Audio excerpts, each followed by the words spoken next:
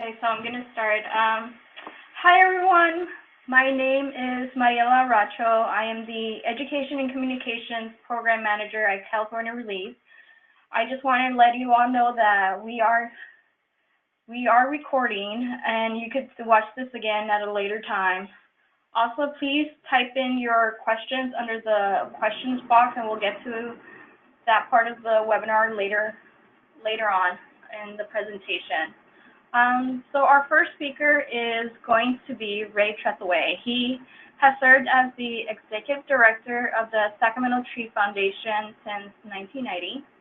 In 1994, Sacramento Tree Foundation was one of the founding members of California ReLeaf, and Ray worked closely on its creation. Ray is a former Sacramento City Council Member. He has years of experience advocating in local government on behalf of Sacramento Tree Foundation, as well as being on the other side of the table as a former city council member. We are also going to hear from Alfredo Arredondo. He's the president of Priority Strategies, a legislative and political consulting company dedicated to developing and supporting public interest policies with a focus on the environment and conservation. Based in Sacramento, he has worked as a lobbyist and consultant for groups ranging from international NGOs to smaller community-based groups. Prior to lobbying, Alfredo worked in the California Legislature for Assemblymember Mark Stone. So I'm going to give control to Ray, and Ray, take it off. Okay, thank you so much, Morelia, and thank you everybody for joining us. I'm quite excited about this day, as we are really the voice of the trees for California and for our respective communities. We are the Loraxes, and I certainly want to right up front thank everybody that went to the inaugural Advocacy Day last spring, and several of my fellow participants from LA Beautification Team, Sustainable Claremont, City Plants, and West Coast Arborists have contributed to my part of the presentation.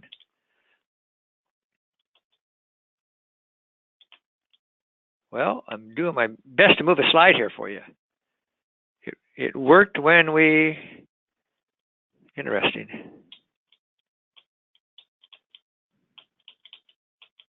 There we go. That's why I went too far. So, like I said, we really did have the inaugural Advocacy Day for the annual Relief Network. Was really a terrific day and a learning day for all of us. And some of those lessons I'll pass on today. The network members had a little bit different approach, I think, because we had a discrete agenda created by Chuck at California ReLeaf, moving forward the urban and community forestry program in the state of California. But overall, nearly all of us expressed what a great experience it was talking to the members, assemblymen and senators and their staffers on the importance of funding urban forest programs. This is weird. I'm not sure why the slides aren't going forward. Not sure why I went backwards.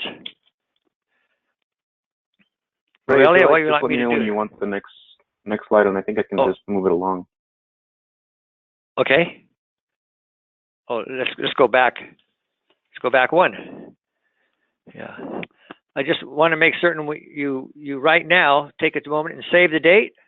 Our next Advocacy Day is going to be on February 27th. And you can register now.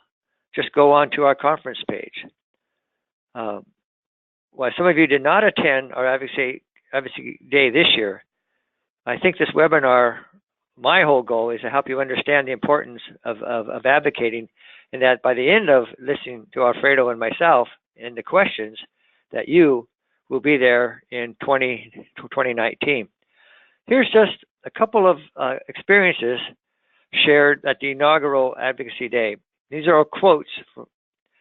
One, quote, I enjoyed building camaraderie with our team. I think that we had like 4 different teams. It was fantastic. Quote, eye-opening and a great learning experience. It always is when you learn something new. Quote, getting to see how firsthand Sacramento government works was important to me. And it surely breaks down a lot of barriers. Quote, it was a lot more fun than anticipated. Now that's the best quote of all. You know, we have fun learning how to be the best voice for our cause, the urban forest. So who could ask for more? So save the date to share your voice and support for your hometown tree canopy. So my take on this webinar is to share with you how to influence state government. While most people simply shudder at the thought that state government is intimidating, mostly unresponsive, and that you can't fight City Hall, let alone state government, I have a different story for you. And Elizabeth, at the first Advocacy Day, shared a different perspective after her team made the runs in Sacramento. Her quote was, a lot of people in power don't know our issues and need to be educated about them. Other people are lobbying for their causes. Why shouldn't we? And I can tell you as an elected official, if you're not in that room talking to me, I don't know your issues. I don't know your needs. I don't know how I can help. So to show up is the first step. Basically, all politics is local. And to that point, as a local constituent, you are going to be the most important person the elected official is going to be meeting with. You know their district. You have common friends or acquaintances. You vote, and they know that. They know you will talk to your friends and colleagues about how your meeting went. You have something very important. You have some very important issues to share with them. Lack of tree canopy in under-resourced neighborhoods, lack of tree protection policies, the need for state funding to assist local tree initiatives. Your issues are most meaningful when described in local outcomes and impacts. Before you walk into your assembly member's or senator's office, my recommendation is to view that person as your representative. Forget about politics, forget about elected officials. That person is your representative. And they have 2 primary responsibilities in that office. Simply stated, it's to solve today's problems and to prepare for their community's future. And you can see that you can play a big role in both of those. Next slide.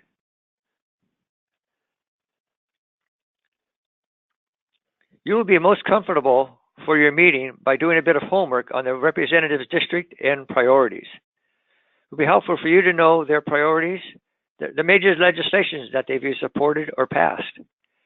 In addition, your familiarity with their district boundaries and the neighborhoods will prepare you to highlight any particular project or messaging that may pertain to them. I can share with you again from personal experience.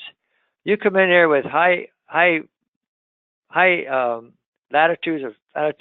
You overspeak the situation instead of bringing it down to the local level. My eyes just roll back. You know, I don't know why you're there. I want to hear from the grassroots up from the ground what's really happening, because I'm so distance away as an elected official from what you are experiencing. I want to hear your experiences. So remember, you're having a conversation more than anything else, and that connecting on a local level works a lot better than on the abstract. You will find yourself much more at ease by writing down your talking points beforehand. This will not only help you keep you on track and focused, but it will make certain you cover your most important topics and issues. In case the conversation does go off point, you can bring it back. Your time in the representative's office will go quicker than you ever imagined, and oftentimes it will be cut shorter than you expected. So having these notes written down beforehand, your talking points, is imperative. Also helpful for not only you, but more your representative, to come prepared with your handouts, maps, and be organized with them, because time is of the essence when you have that face-to-face time.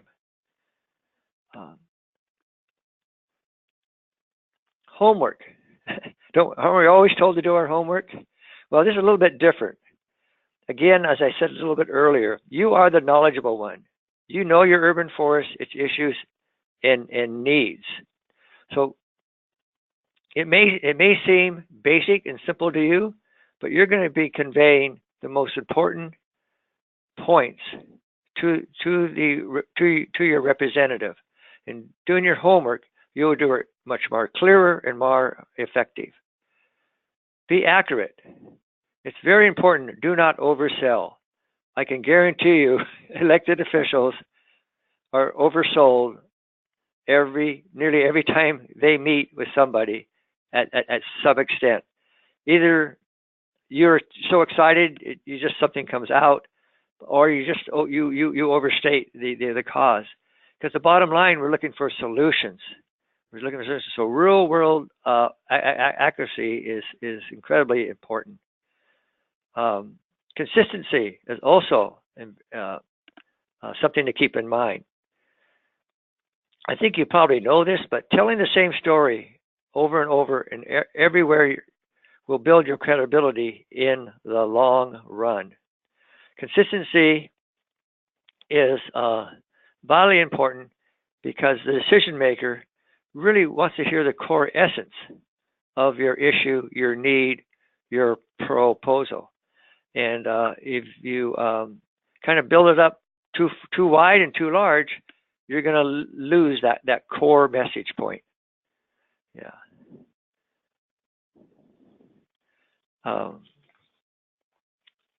Next slide, we got it. Good.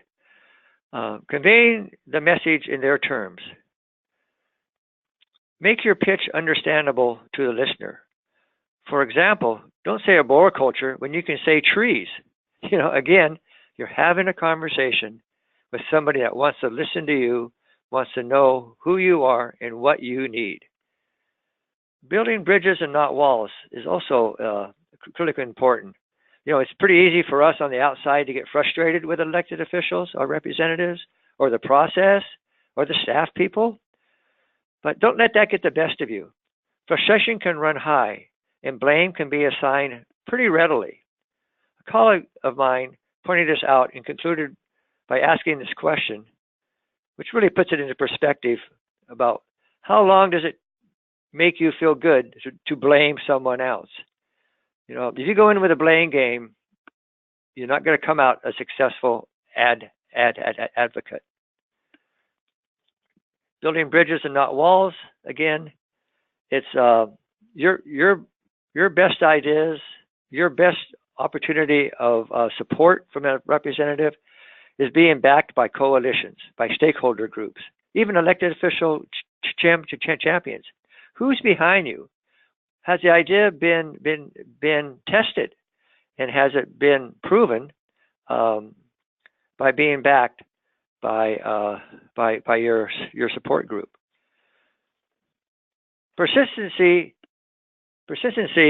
is really the key to advocacy.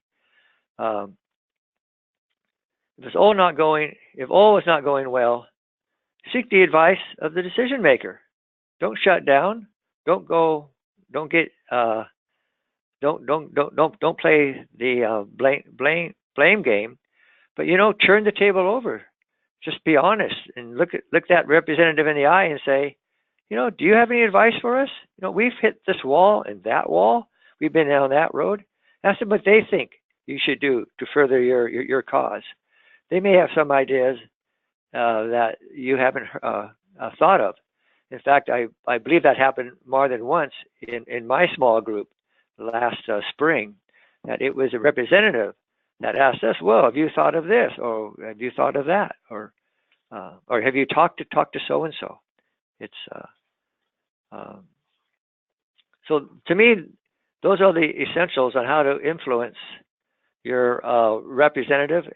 So the next slide kind of puts it in perspective to me. It's pretty straightforward. It's be yourself, be bold, and believe you can make a difference. Hope this helped you become a better, more consistent, more elegant advocate for our beloved urban forest. Thank you. Thanks, Ray, and thank you, Mariela, for hosting this today. As Mariela mentioned, my name is Alfredo Arredondo, president of Priority Strategies. To put it bluntly, it's do work as a lobbying firm in Sacramento. And so today I wanted to spend some time kind of walking through some of the concepts and the rules and guidelines around lobbying in Sacramento. Oftentimes, for a lot of 501c3 nonprofit organizations, there's a general tendency to believe that lobbying in and of itself is not allowed, either given federal definitions and guidelines, or in some cases state definitions and guidelines. And really what the point of this presentation is to help everybody feel more comfortable with these ideas of what it means to do lobbying, and also really understanding the definitions of what is considered lobbying by both federal and state guidelines, as opposed to just advocacy. And there is a difference. And so, you know, the first thing to start with is really looking at the definition of lobbying. So there are three components that must be present in an interaction in order for it to be considered lobbying.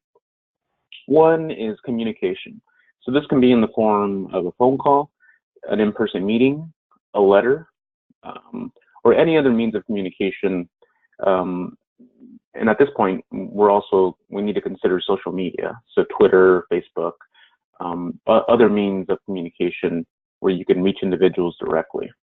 The second component is the communication is happening with someone who is a covered official, essentially an elected official or someone who was appointed in government, who has the authority to make a decision on the issue that you care about. And then three, that the communication with that official is specific to influencing an outcome on legislation. And this is I think the key part that often gets overlooked when people make a wrong assumption about what is considered lobbying and what is not considered lobbying. If you're making a direct request to support or oppose legislation, then that ultimately is going to dictate whether it reaches the level of it being considered lobbying by the standards that have been set by both the IRS for your 501c3 status, or by the Fair Political Practices Commission in the state of California, which regulates lobbying for the state. And keep in mind that influencing legislation also means influencing budget decisions, as all budget decisions are made through the Annual Budget Act, which is functionally a piece of legislation. So the question that always comes up, or seems to come up pretty often, is does every time that I speak with a legislature or elected official count as lobbying? And the answer there is a definite no. It only counts as lobbying if, looking up right above, if your communication with that individual included these three components. If it didn't include these two components, then you should not be considering that time that you spent with a member of the legislature or a local elected official as lobbying per se. And this can take the form of many things. It could be advocacy that is simply focused on education, raising the level of awareness on an issue that you are working on as an organization.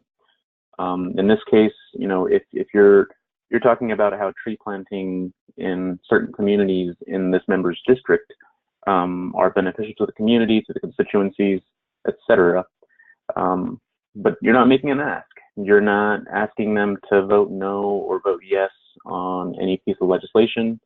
Then that interaction does not count as lobbying. So starting with those definitions, I think it's helpful as we kind of run through the three main categories that one needs to consider as we go down this path of advocacy and some lobbying.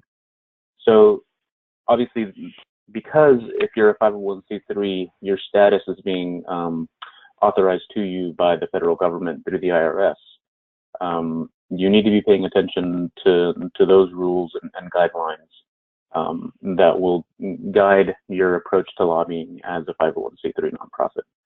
So, and I'll start by stating that the IRS guidelines do allow for 501c3s to do quote unquote lobbying, although there are restrictions, and we'll get to those in a little bit. The next step is evaluating, at the state level, what sorts of rules or regulations apply to you as a 501c3 nonprofit. And in this case, in the state of California, those are rules and guidelines that are put forward by the Fair Political Practices Commission of the state of California. And then the third, which I think ultimately becomes, in many ways, becomes the biggest limiting factor for lobbying activities from a 501c3, is if there are restrictions placed on your own funding by your donors. Oftentimes, many foundations, as a prerequisite of a grant that they might give to a nonprofit, requires that none of the money be spent on lobbying. And so that in and of itself is oftentimes ends up being the biggest limiting factor, because as a 501c3, if you're not allowed, if all your funding comes from one of these restricted sources, then it makes the job a little bit more difficult. But we can also get to a way in which, even if you are restricted to have zero lobbying as an organization, you can still be helpful in advocacy in general by becoming what is known as a subject matter expert. So beginning with federal guidelines, and I'll only be touching on these very briefly, and would direct you to some of the resources and links that are available in this presentation for even more information. As I mentioned, federal guidelines do allow for direct lobbying and grassroots lobbying, and there are ultimately two tests that can be employed by the IRS at the discretion of the group themselves. So you get to decide which test is used to evaluate your level of lobbying activity. One is essentially you would allow the IRS to make a determination, given all the records that you submit to them on an annual basis, whether the amount of lobbying that you're engaged in is substantial. And if it's non-substantial, then you're okay. You're not breaking any of their guidelines or rules. And the second test is really looking at you providing them documentation of the number of dollars of your expenditures that went towards lobbying. And that's, I believe, handled through the Form 990 for 501c3s that must be submitted on an annual basis. And so for that, I would definitely recommend that you all consult with your accountant or individual within the organization that is in charge of filling out those forms in order to discuss the best way to keep track of the way that if you are engaging in that lobbying, which again, I will stress this throughout the entire presentation, must include those three components about communication with covered official, and communication that is designed to influence a decision on legislation as the definition of lobbying. The one thing that, I should state though, that nonprofits, 501c3 nonprofits are not in any way, shape, or form allowed to do is weigh in on political candidate campaigns. There is a distinction, however, to be made between an individual political candidate's campaign versus an initiative. I'll use a recent initiative that I think many of your groups supported, which is Proposition 68, which was the park bond, which included some funding for urban forestry that was passed by the electorate in June of 2018. The restriction on political candidate campaigns does not apply to something like an initiative like Prop 68. It really only applies to you cannot, as an organization that is a 501c3, make an endorsement of an individual candidate. So if maybe you have a good relationship with the member who represents you in the state assembly or the state senate, unfortunately, you just simply cannot, as an organization, make a determination to endorse or support in any way, even if it's not financial. It simply is not allowed. So happy to answer any questions there, but I would definitely recommend, again, when in doubt, when you have a question, my recommendation is always to go to the source. And in this case, the IRS does provide some useful guidelines on its website, as well as the American Bar Association has done everybody a good service by providing some information in more kind of layman's terms about how lobbying restrictions apply to nonprofits. And this is where we get to the state level guidelines and rules around lobbying in the state of California. So there are 3 categories that require reporting. And by reporting, I mean that in the state of California, if you are considered to be meeting a certain threshold of lobbying, then you are required to tell the state of California by filling out some forms online what it is that you lobbied on, who you met with, whether it was the legislature, the administration, or any of the agencies, as well as general timelines. It doesn't have to be very specific, but in order to reach those thresholds, the 3 categories would be: you are either considered an in-house lobbyist, which means that the definition of an in-house lobbyist, or the threshold anyway, is somebody within an organization that spends 1/3 of their compensated time per month on lobbying. And again, here we are using the same definition of lobbying, which includes communication with a covered official to influence legislation. But in the case of California, now we're talking about California legislation. So the same definition at the federal level, except that now it applies to state level legislation as opposed to Congress. The second category of lobbyist filers are contract lobbyists. So in this case, I'm talking about organizations like my own, where we contract with organizations to represent them on their behalf in the legislature or before the governor or administrative agencies.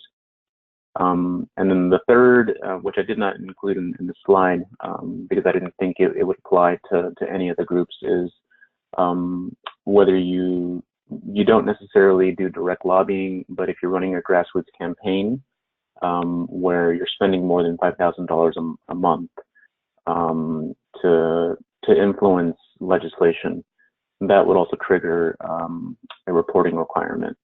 So you're not necessarily paying for someone to come into the legislature to advocate on your legislation. You are simply, running a social media campaign that costs more than $5,000 in 1 month, urging constituents to call their members to support or oppose legislation. And then I also included here one excerpt of information that was provided by the FEPC, which is that direct communication does not include attending meetings with the organization's registered lobbyist, in-house or contract. So, and essentially what this means is that a person, I will use the example of California ReLeaf. If I'm going to a meeting with a member of the legislature or their staff in order to influence their decision on a piece of legislation, I, as the contracted lobbyist by California ReLeaf, would be the one making the ask. And by ask, I mean I would be the person requesting a vote in support of legislation or in opposition to legislation, including budgetary items. And Mariela's role would essentially be as a consultant or subject matter expert in that discussion. She's not the one who's going to be making the ask on behalf of her organization. I would be the one doing that. And in this case, the presence of a registered lobbyist in that discussion provides some flexibility so that Mariela is considered to be doing educational advocacy. So she can answer questions, technical questions that I might not have the answers to, but she does because she is a part of this organization that is dedicated to these activities. And my role then as the lobbyist is to ultimately make that ask. And if there's questions on that, feel free to ask, and I can think through some additional scenarios to hopefully clear up what that all entails. And then finally, I did want to leave you all with this link to the FPPC, which, as I mentioned before, provides all the information on the rules and regulations related to lobbying. And they do a really good job of developing a manual, which is updated every legislative session, so every 2 years, to reflect any changes that might have been made through legislation to the statute that oversees the rules around lobbying and political activity and disclosure. Really worth checking out if you have additional questions in the future. I would recommend checking out that manual and seeing if you can find the answers there. The FPPC also makes themselves available through a hotline where questions around what constitutes lobbying and what does not constitute lobbying and the ways in which you need to report or not report, they make themselves available to be able to answer those questions. So with that, I will wrap up my portion of the presentation. Look forward to any questions towards the end of the presentation. And thank you all for your time. Thank you, Alfredo. And I added here some additional resources in terms of guides and advocacy toolkits that all of you can also use as for more information. I also added a guide on the county budget process if you want to influence your county budget and include money for trees. That kind of helps out. So I just want to remind everyone, if you have a question, please type them out in the question box. So let's see. I think we have a question. It says, do the state guidelines apply to the activities of board members of the nonprofit who don't get paid for the time spent lobbying, except maybe reimbursing for travel and expenses? So, Alfredo? Yeah, so the question there is if somebody's volunteering their time to the cause, we'll just leave it at that, does that require reporting at the state level? It does not. Any pro bono lobbying at this point in time is not required to be reported by the FPPC. However, you do want to make sure that you are also keeping track of the amount of activity that might go on behalf of an organization, because that is something that maybe the IRS could be interested in having information on, is how much of your volunteer hours are dedicated toward direct lobbying. And again, I really do want to stress that the definition of lobbying needs to be evaluated to really know that if what your board member is doing is actually lobbying. So that's a really good question. And then someone said another good resource for advocacy training is Alliance for Justice. They provided a website, afj.org. They have a program called Border Advocacy. So that's another resource, and I will include it in the PowerPoint and send it out to everyone. I wanted to have here our contact information if you want to contact me or Ray. Also, we have the registration link where you could go to register for Advocacy Day, February 27th. I did want to ask a question to Ray. What issues would you address at the local level that would complement urban forestry policy at the state level? Your question is what local issues here in Sacramento would complement the state issues? Yeah. Yeah. But not only Sacramento, any city or county. Right. I think it's the overarching policies or direction. If the legislature would, let's just say, one idea would be to direct the natural resource agency to set tree canopy goals for every community in California. Those kind of big picture things, I think, is what we can at the local level say. Look, at the state believes, and the governor signed legislation that tree canopy is a critical imperative element that's missing in many of our communities, and they're urging all communities in the state of California to have 40% tree canopy within 25 years. That is a big boost to a local advocate in front of our county supervisors or city council. So that's one example, I would say. Great. I had a question for Alfredo, a little bit more similar to the board members.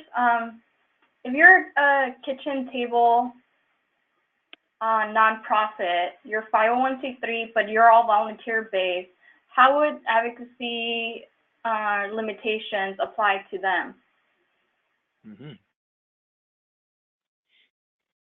Yeah, so it all depends on, and I think this is where the $5,000 filer definition comes into play, which I didn't include any relevant information in the slide deck, but I would definitely point you to the resources at the FEPC for additional information. So essentially, if let's say, going back to the previous question about the board member who's volunteering their time, they're not being paid for their direct lobbying that they're doing. But if any expenses, like let's say you're flying them, 10 times up to Sacramento, I don't even think 10 times would get you there, but if you're spending more than the $5,000, although you're not paying them directly, then you still need to account for that, and ultimately you would need to report that with the FTPC.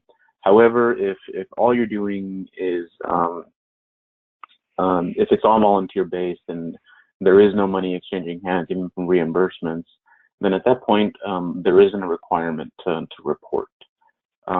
Which, if you think about it, makes sense, because really the FPC and the legislature in developing these statutes is really trying to understand and bring transparency to how money influences politics and lobbying, right? So if money isn't at issue, then ultimately the FPC has determined, through their implementation of the statute, that they don't need to spend their time collecting information from you all, because then that becomes an additional burden on nonprofits or groups that are not spending any resources on this, right?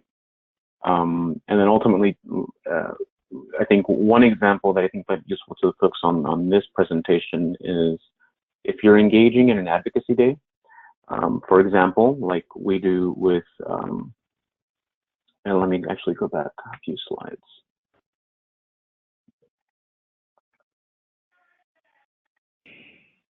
There we go. So you'll note here in this paragraph it says that this exception applies to any meeting with a registered lobbyist retained by the organization itself or by membership organization to which the organization belongs to. So in this case, if we're going into offices on the advocacy day and somebody like me is in the room, working with you all, because I am a lobbyist retained by the membership organization, in this case, California ReLeaf. You know, any activity that happens there, if I'm making the ask, then I'm the one who's doing the lobbying. So it doesn't require that the other individuals in the room there with other organizations have to count that towards their lobbying requirements, right? But even if I wasn't in the room, coming up for that one day, or even multiple days, because since the requirement is per month, you're not going to be spending 1/3 of your compensated time in that month on direct lobbying.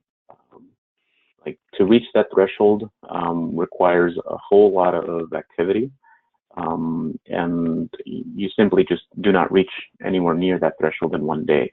Even if, you know, the full 10 hours, let's say, that you spent in the Capitol building was spent on direct lobbying, which I will tell you is a very high bar, because most of what you're doing is waiting for the meetings to begin and getting to your next meeting. The actual time you spend with members in direct lobbying is very minimal in a meeting.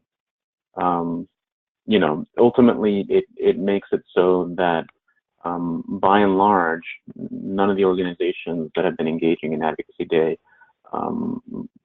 get to the point of coming close to that threshold. And hopefully that's helpful to everybody. So we have another great question. Do advocacy activities for local legislation, i.e. advocating for a city tree ordinance, fall under any federal or state reporting requirements?